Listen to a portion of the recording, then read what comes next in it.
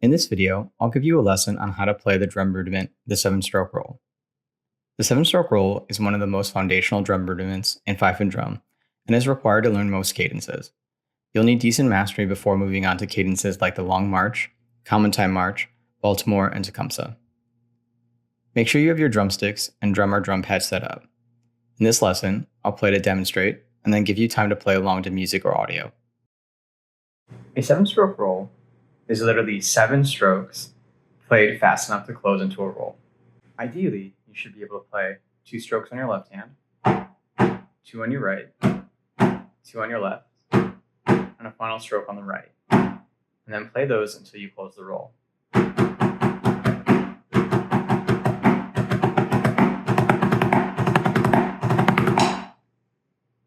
For now though, we'll focus on sort of a cheater roll. Instead of playing those double strokes closed, we're going to play bounce strokes or buzz strokes. You've already learned how to do this on your left hand for drags. So focus just on the left hand and play a couple for review. Remember, your goal is to press with the left thumb and press the stick into the drum head. You don't want to squeeze too hard, otherwise you're going to crush the stick into the head and not really get any sound out of it. But you also don't want to release too much where the drumstick starts to bounce all over the drum head. So make sure you're keeping pressure on the thumb and a little pressure on the fingers.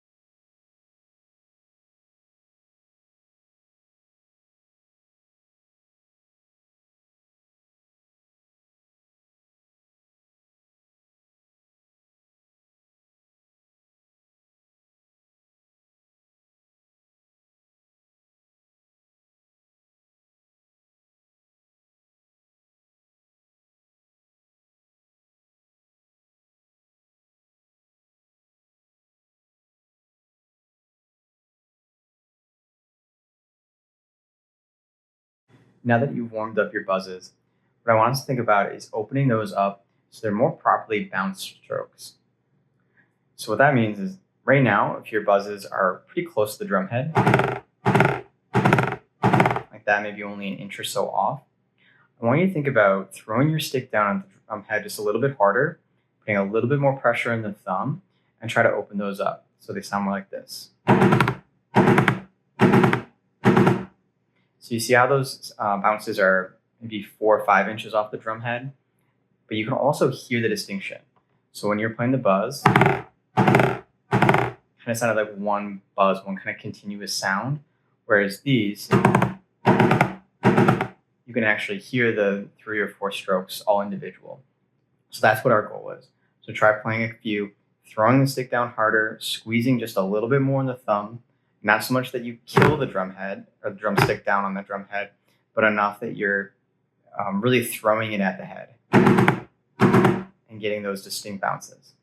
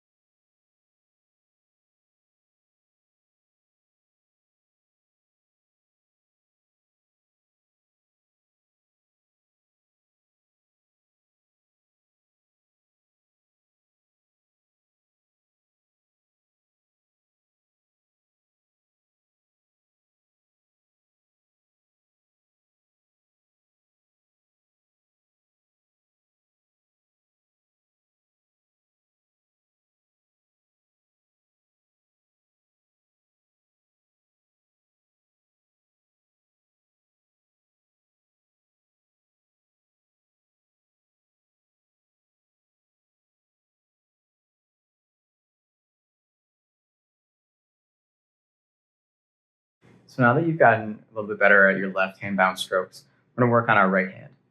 So we'll start with the same concept as before. What I want you to do is focus on more of the buzz stroke. So think about pressing the stick into the drum head and creating that buzzing sound. Now, depending on what kind of grip you want to do will depend on exactly where that pressure is. If you're playing more of a modern grip where you're using your thumb and your pointer finger to really grip the stick, and then your back fingers are just kind of loosely around it, what you're going to do is squeeze those two together. So you're going to press the thumb into the pointer finger and then use your back fingers to also kind of push the stick down. But most of the pressure will be between the thumb and the pointer finger. You want to play with more of the traditional, older style grip. You're really going to be squeezing with your pinky, and so you're going to be pressing down from the pinky and using the rest of the hand to just kind of stabilize the drumstick. So again, your pinky is the one squeezing, and the rest of the fingers will stay a little bit loose. So focus on just keeping that nice continuous buzzing sound. Again, if you're hearing it kind of smush into the drum head like that and dead, that means it's way too much pressure, so loosen up a little bit. If you're hearing it really just kind of like shake around and hit all over the drum head, there's not quite enough pressure.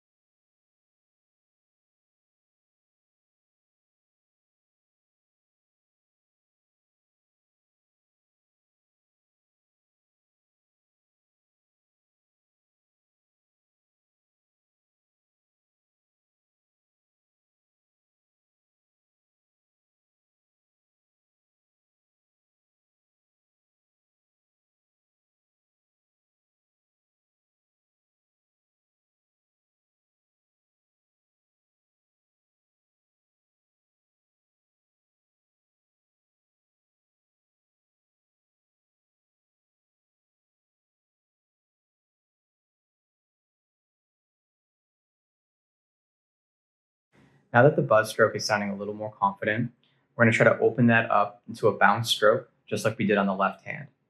So the same basic idea applies. You want to put a little bit more force into striking the drum, just a little bit more pressure as it goes to hit the drum head, but then also kind of relax a little bit so you can let the drumstick really come up a little bit higher.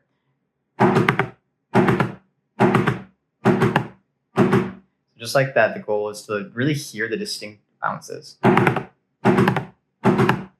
I'm still kind of pushing it into the head to keep it bouncing, applying that little bit of pressure throughout. But the main key here is that extra force at the beginning that will help kind of propel those bounces.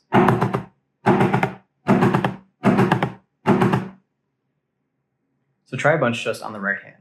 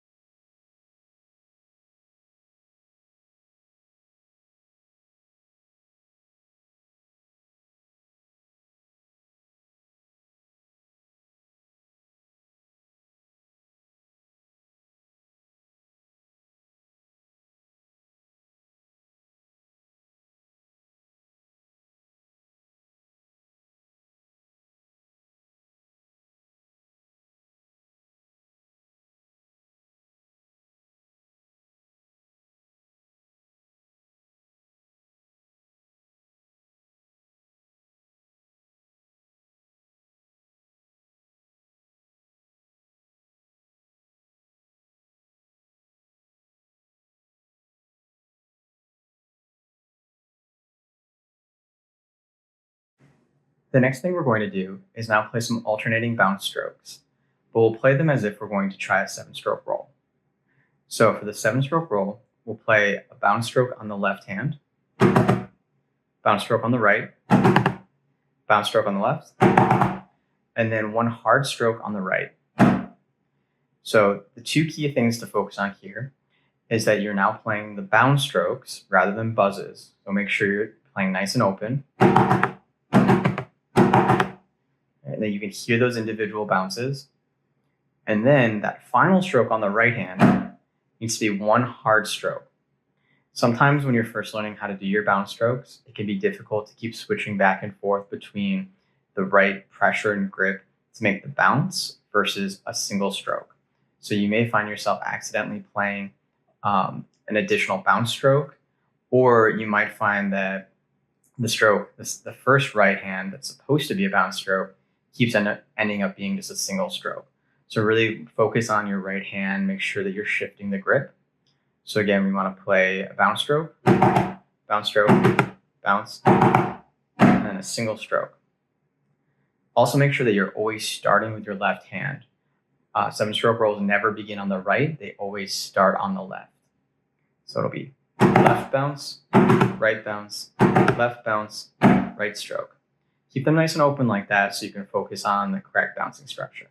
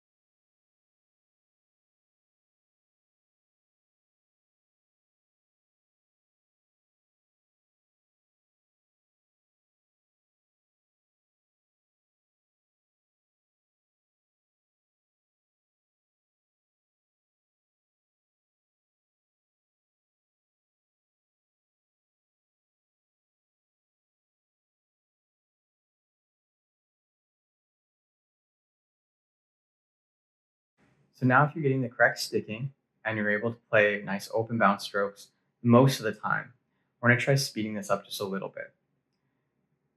So your goal here is to get those bounce strokes as close to one another as possible. There's almost no gaps between each stroke.